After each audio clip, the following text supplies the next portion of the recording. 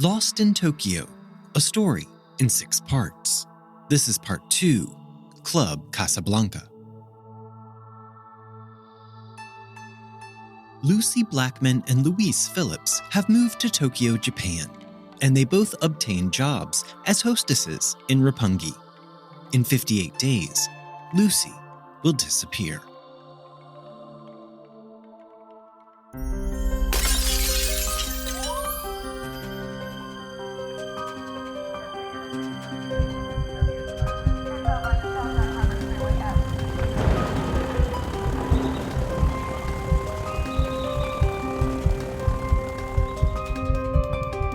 We dance round in a ring and suppose, but the secret sits in the middle and knows.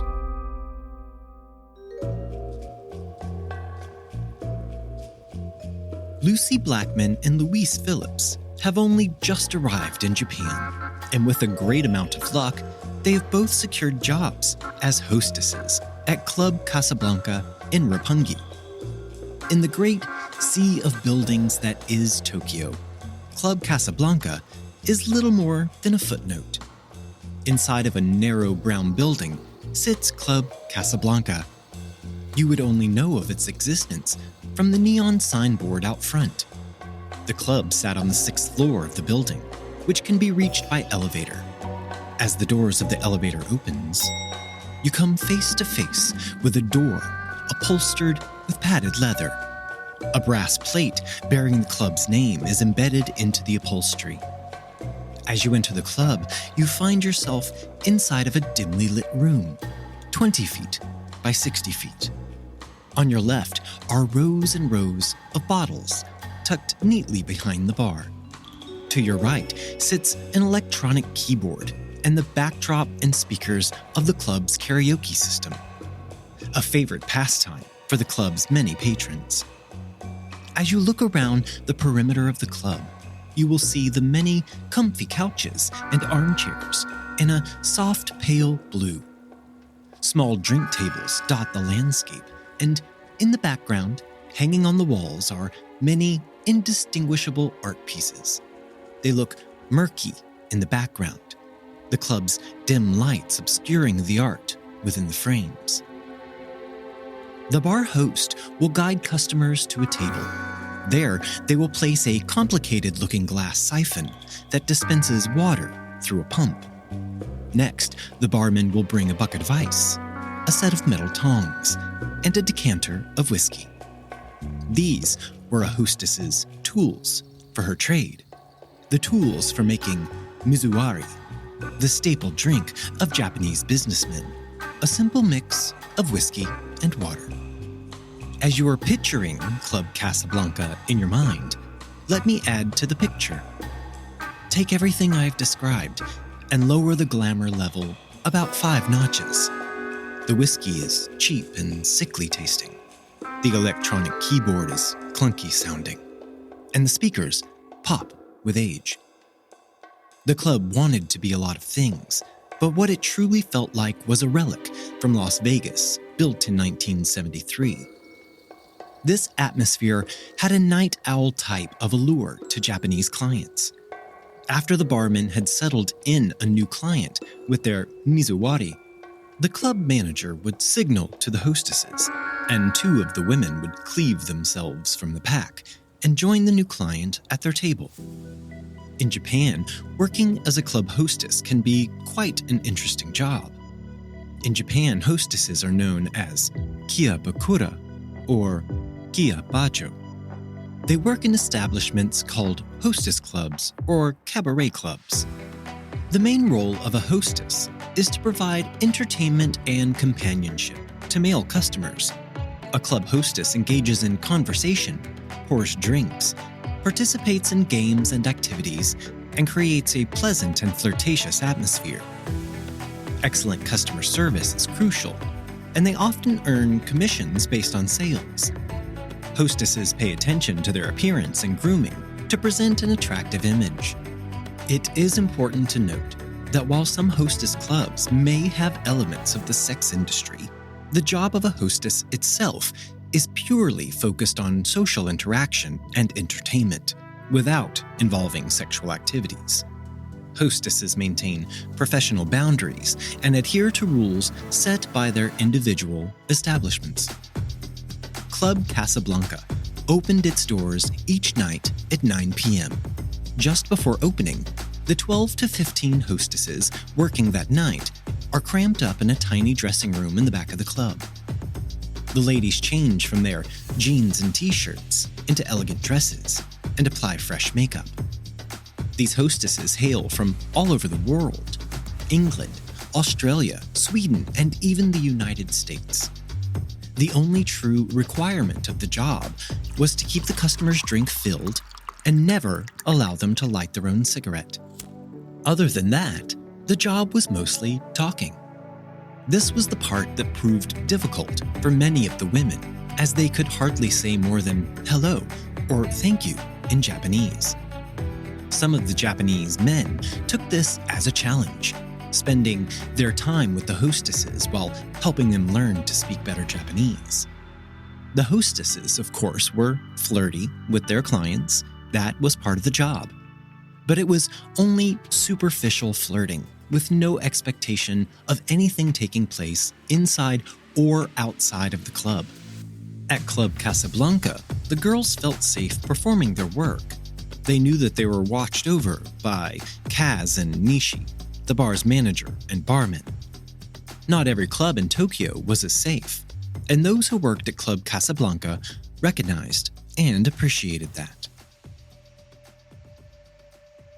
The practice of Japanese men paying for female companionship has a long and noble history, dating back to the beginning of the geisha. The geisha is an iconic figure in Japanese culture, and they have a rich and fascinating history that dates back centuries. Originating in the 17th century, geisha were skilled entertainers who specialized in various traditional arts, such as music, dance, poetry, and witty conversation. Originally, they were predominantly male, but over time, women took over the role. Geisha flourished during the Edo period, becoming an integral part of the pleasure districts where they entertained wealthy and influential patrons. While geisha was sometimes associated with the world of courtesans and prostitution, they developed their own distinct identity, emphasizing refinement, grace, and artistic abilities. Today, geisha continue to captivate the world with their exquisite kimono attire, elaborate hairstyles, and mastery of traditional arts, representing a cherished aspect of Japanese cultural heritage. In 1945, a 7-year-long occupation of Japan began. World War II had ended, and the United States military moved into the country, who had just waged war upon them. It was during this 7-year occupation that Roppongi emerged as a place of adult recreation within the large metropolis. The Roppongi area held a large block of Japanese military barracks. This facility was overtaken by the U.S. military when they moved in, and they began occupying the large space. Off-duty U.S. soldiers spent their days and nights in and around the area known as Roppongi, and it was at this time that Roppongi developed its titular moniker, High Touch Town, or High Tachi, due to the way U.S. soldiers would greet one another by slapping their hands together above their heads. In the U.S., we call it a high five. If the jobs of club hostesses were confined to the walls of the club, I would not be writing this story today. But sadly, the work is not so easy to explain. Club hostess work is rooted in what is known as shisu temu, or the system. These are additional charges, a la carte items, or experiences a client can pay for. At Club Casablanca, a customer paid $115 per hour for time with a hostess. This came with unlimited beer or whiskey and the company of a lovely young woman. From this, the hostess receives approximately $20 per hour. The math for this line of work would net Lucie Blackman around $2,500 per month. This was before any a la carte items were paid for by clients, and there is the rub. Once a hostess has sat with a client for one night, she can then be specially requested on the next visit to the club. A requested hostess earns a $40 bonus, a good incentive to have repeat customers. If a client purchased a decent bottle of champagne or whiskey, the bottle would be labeled with the client's name and kept at the bar for future visits. This also earned the hostess a commission. Hostesses were also encouraged to go on dohans, and this is where they could earn real money. A dohan was a dinner date outside of the club. The hostess would meet their client before the club opened, go to a nice fancy dinner, and then the pair would travel to the club after dinner. Dohans were not a required part of the job, but they were highly encouraged. If a hostess went on 12 dohans per month, they earned a $1,000 bonus.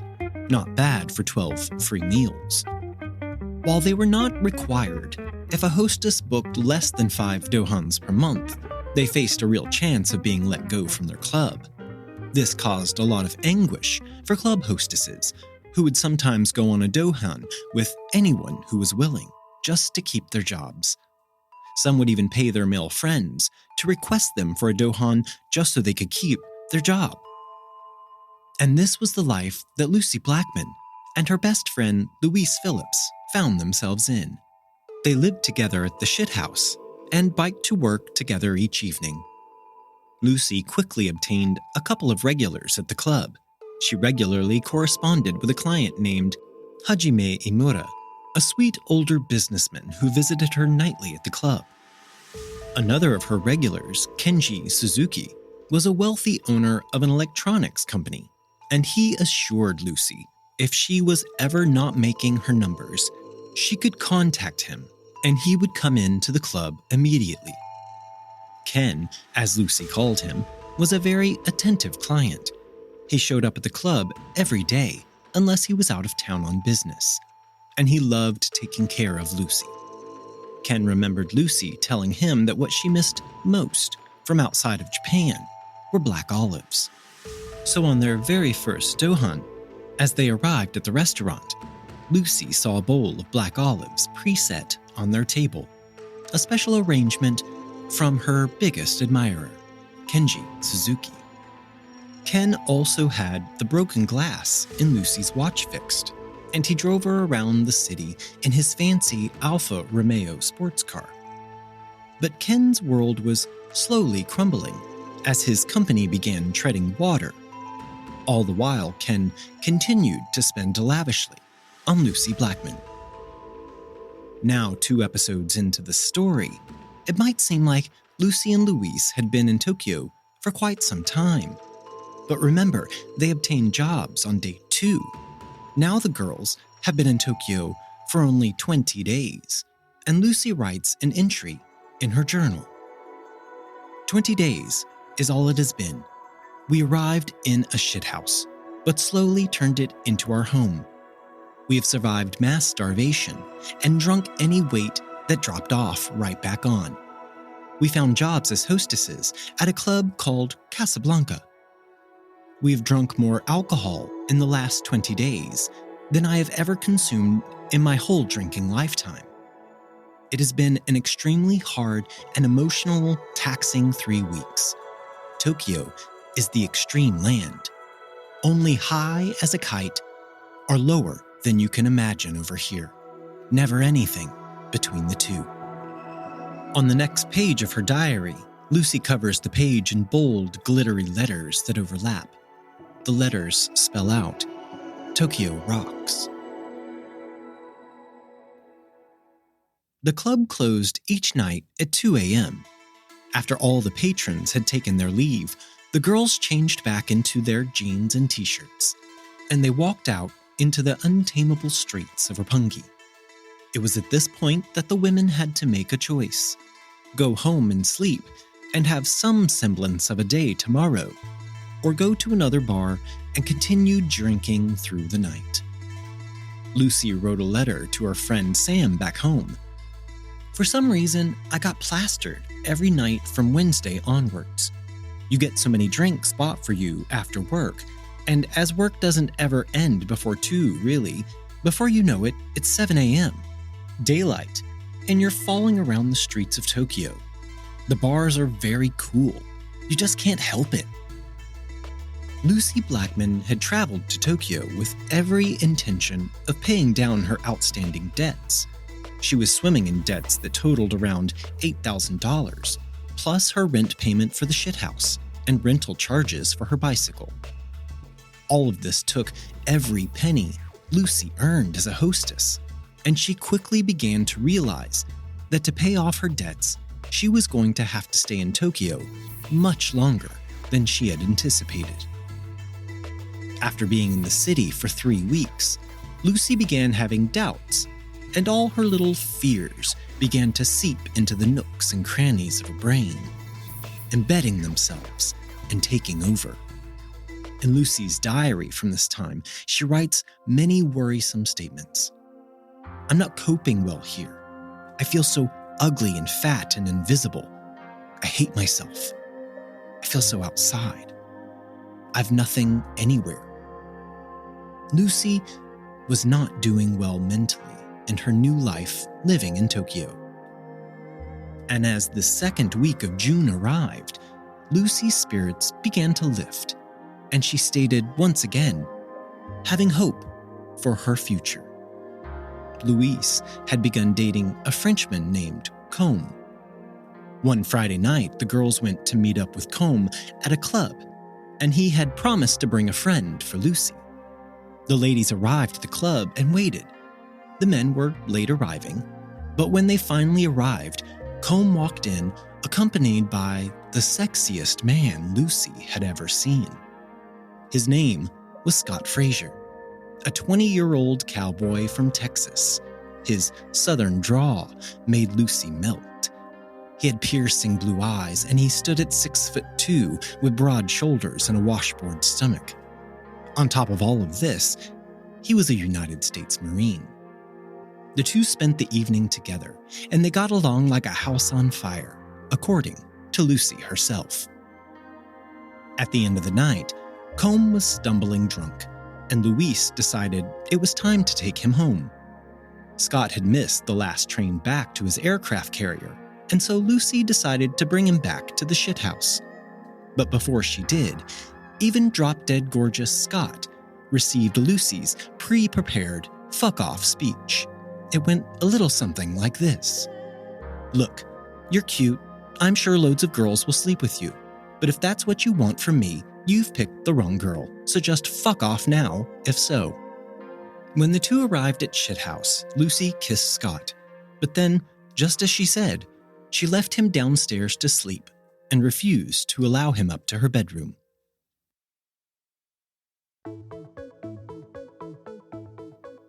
Lucie and Scott spent as much time as they could together after their first meeting on June 9th, 2000. During the daytime, they took the train to Harajuku. Harajuku is renowned for its vibrant and youthful atmosphere that captivates visitors from all over the world. This bustling neighborhood is a hub of creativity, fashion, and self-expression, attracting fashion enthusiasts, trendsetters, and artists alike. Harajuku's iconic Takashita Street is lined with colorful boutiques, trendy cafes, and unique shops, offering an eclectic mix of fashion styles, from kawaii to gothic, and everything in between. The streets are filled with young people, showcasing their individuality through daring fashion choices, vibrant hair colors, and eye-catching accessories. Lucie and Scott strolled down Omotesando, known as the most romantic street in Japan. Omotesando Street is a beautiful combination of Asian and Parisian influence. The tree-lined avenue gracefully slopes down toward the entrance of the Meiji Shrine. Lucie was in heaven with Scott. They got along so well, and she always felt safe around Scott, something that was very important to Lucie. On Saturday, July 1st, 2000, the girls awoke in the late morning hours. They had been in Tokyo for 2 months now, and finally they felt that their lives and goals were getting onto the right track. Both girls had built up a steady roster of clients for the club, and their individual love lives were going splendidly as well. After their shift that evening, they went home and sat up talking until 4 in the morning, drinking tea and eating buttered bread. They had done it. They made it 2 months in Japan. They would get paid on Monday. It was all starting to come together. The same Saturday afternoon, Lucie walked out of the shithouse for the very last time. 1 day later, on Monday morning, Louise would go to the police station, and that very afternoon, Louise would receive a cryptic phone call that would change her whole world. 2 days passed before Louise Phillips built up the courage to call Lucie Blackman's mother back in England to inform her that her daughter had inexplicably gone missing in the largest city on the planet. Jane was preparing a package of sweets to take to the post office when the phone began to ring. When she answered, she stood transfixed, as Louise provided as many details as she could about Lucie's disappearance. There had been a strange phone call to Louise, in which a Japanese man told Louise not to look for Lucie because she had joined a new religion and that she was going through some kind of training. None of this made any sense to Jane, but this confirmed all of Jane's fears and the trepidation she had before Lucie had left for this mysterious foreign land. Jane called Sophie and Rupert home, and Sam Berman also rushed to the house. The information they were receiving was almost impossible for the group to process. All they knew was that Lucie was missing, and what was there to do when someone goes missing all the way across the world in Japan, a country they knew nothing about, a country where they had no contacts. After the information had settled in a bit, the frantic Jane called her ex-husband and Lucie's father, Tim.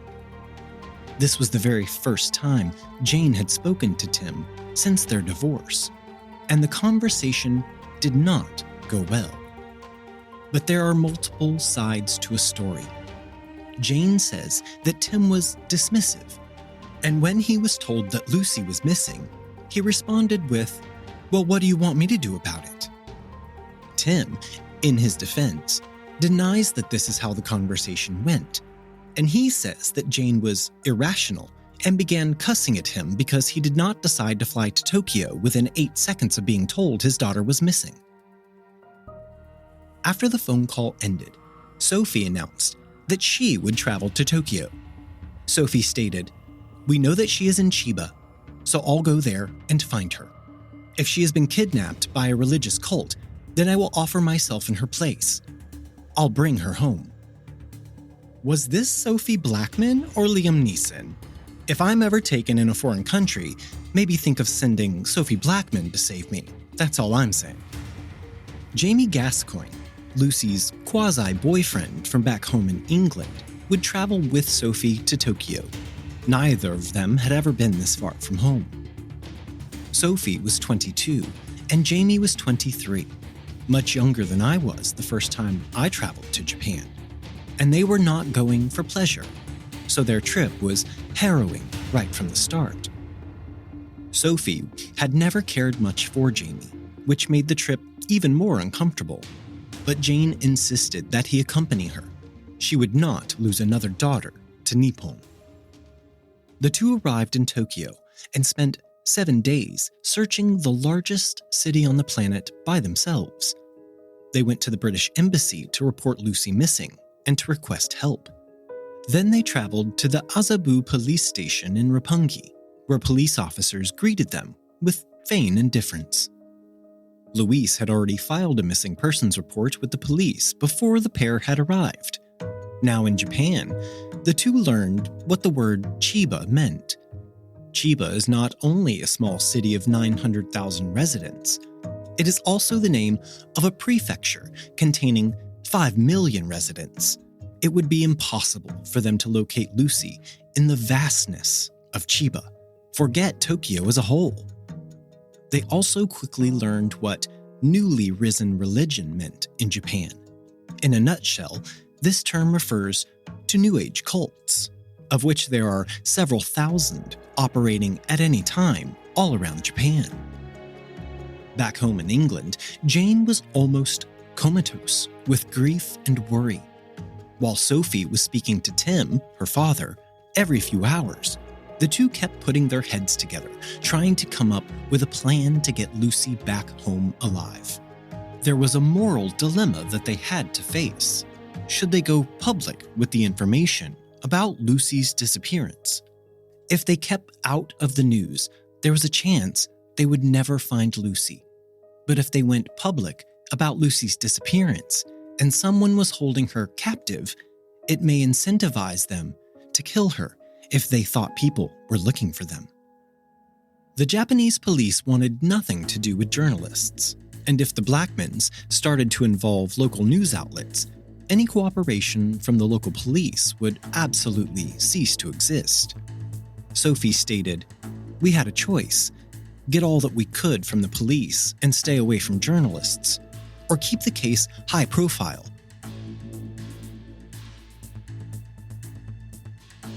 And we chose the media. After Sophie Blackman went to the media, the story gained no traction. It had no teeth for Tokyo journalists. The police refused to say anything, and the British embassy was just as tight-lipped. There was nothing for the media to write about, and the story faded into the background. Another foreign girl lost to the big city. And then, 10 days after Lucie Blackman disappeared without a trace, her father, Tim Blackman, landed in Tokyo. And as soon as he landed, he did one thing that would become synonymous with his name. Tim held a press conference. The actions of people in many different circumstances are different all around the world. In Japan, a family in the Blackman's position would humbly shuffle in front of the television cameras, their eyes downcast, their faces twisted with grief, and they would express their love for their missing child. They would appeal to the good nature of their child's abductor and plead for their safe return. Then the family would apologize for any inconvenience they have caused with their plight. This is not what happened when Tim stood before a room packed with cameras at the British Embassy. The room was filled. Every seat was taken, and the cameras clicked and whirled as Tim and Sophie quickly introduced themselves. Tim spoke directly and answered the press's questions. He explained that he and Sophie were in Tokyo to assist the police in their search for their missing daughter and sister. Tim's answers were blunt, but truthful and poignant. He did not exaggerate, but he included enough specifics and details to be thorough. The Blackmans were very good at holding themselves together during the interviews, and this was almost a fault. In order to sell papers, the Japanese journalists described the Blackmans in ways that were simply untrue. Frantic Dad Tim, or fighting back tears.